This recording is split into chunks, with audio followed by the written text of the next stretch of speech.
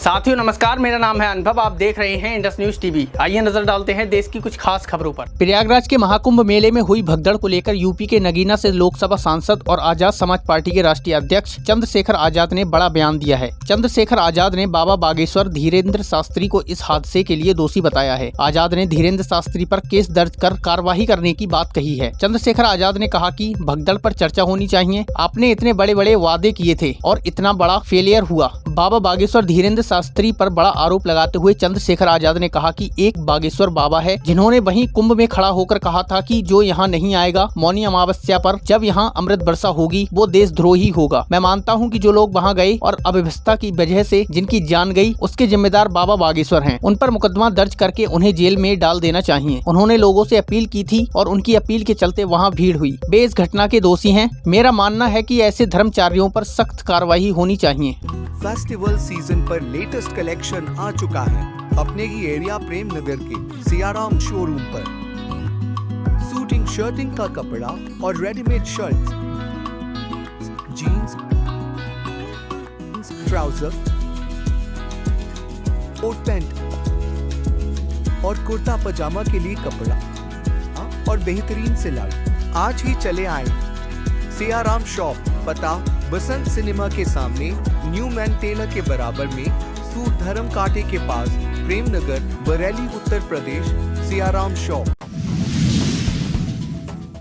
महाराष्ट्र के गिलियन बेरे सिंड्रोम यानी जीबीएस के कारण संदिग्ध मौतों की संख्या बढ़कर 4 हो गई है, जबकि अब तक संदिग्ध के रूप में दर्ज मामलों की संख्या 140 हो गई है। इनमें से 98 में जीबीएस की पुष्टि भी हो चुकी है। स्वास्थ्य अधिकारियों ने इसकी जानकारी दी है। चौथा संदिग्ध व्यक्ति महाराष्ट्र के सिंहगढ़ रोड के ध्यारी इलाके का बताया गया, जिसकी उम्र 60 साल की थी। 31 जनवरी को उसकी मौत हो गई। पुणे नगर निगम के स्वास्थ्य विभाग ने बताया कि व्यक्ति को दस्त और निचले अंगों में कमजोरी हुई थी। 23 जनवरी को उसे अस्पताल में भर्ती कराया गया था। डॉक्टरों का कहना है कि कार्डियक अरेस्ट के चलते उसकी मौत हुई है। वहीं 30 जनवरी को एक 36 साल के व्यक्ति की मौत हो गई थी। महाराष्ट्र के स्वास्थ्य अधिकारियों के अनुसार 140 संदिग्ध मरीजों में से 98 में जीबीएस की पुष्टि हो गई है। स्वास्थ्य विभाग की तरफ से जारी आधिकारिक रिलीज में बताया गया है।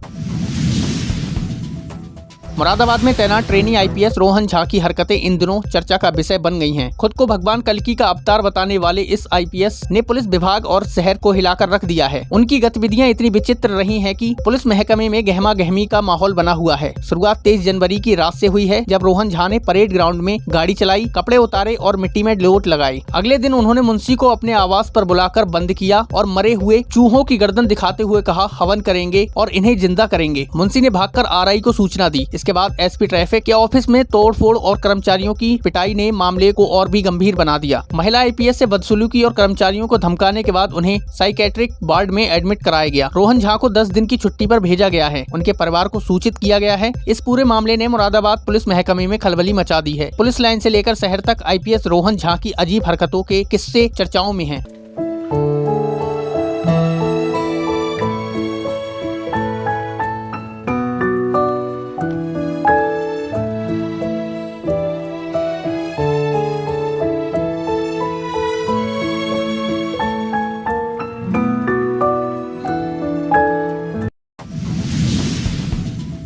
केंद्रीय वित्त मंत्री निर्मला सीतारमण लगातार 8वीं बार बजट पेश कर रही हैं। लोकसभा की कार्यवाही शुरू होते ही विपक्ष ने महाकुंभ भगदड़ पर चर्चा को लेकर हंगामा शुरू कर दिया। जैसे ही वित्त मंत्री ने भाषण शुरू किया, विपक्ष ने नारेबाजी की और बजट का बहिष्कार किया। हालांकि कुछ देर बाद सदन में लौट आए। केंद्रीय वित्त मंत्री निर्मला सीतारमण ने आज एक नई योजना की घोषणा की, जो अनुसूचित जाति और अनुसूचित जनजाति की 5 लाख महिलाओं के लिए है। यह योजना उन महिलाओं को सशक्त बनाने के उद्देश्य से लाई गई है जो पहली बार एंटरप्रेन्योर बनने जा रही हैं। सरकार का लक्ष्य है कि इन महिलाओं को वित्तीय सहायता, प्रशिक्षण और मेंटरशिप प्रदान कर उन्हें आत्मनिर्भर बनाया जाए। इस स्कीम के तहत महिलाओं को बिना गारंटी के आसान शर्तों पर ऋण उपलब्ध कराया जाएगा, जिससे वे अपने छोटे और मध्यम स्तर के व्यवसाय शुरू कर सकें। सरकार की इस योजना के तहत महिलाओं को 5 साल के लिए 2 करोड़ रुपए की टर्म लोन की सुविधा मिलेगी, जिससे 5 लाख महिलाओं को फायदा होगा। को बढ़ाने के लिए डिजिटल ट्रेनिंग, मार्केटिंग सपोर्ट और सरकारी योजनाओं से जोड़ने की सुविधा भी दी जाएगी।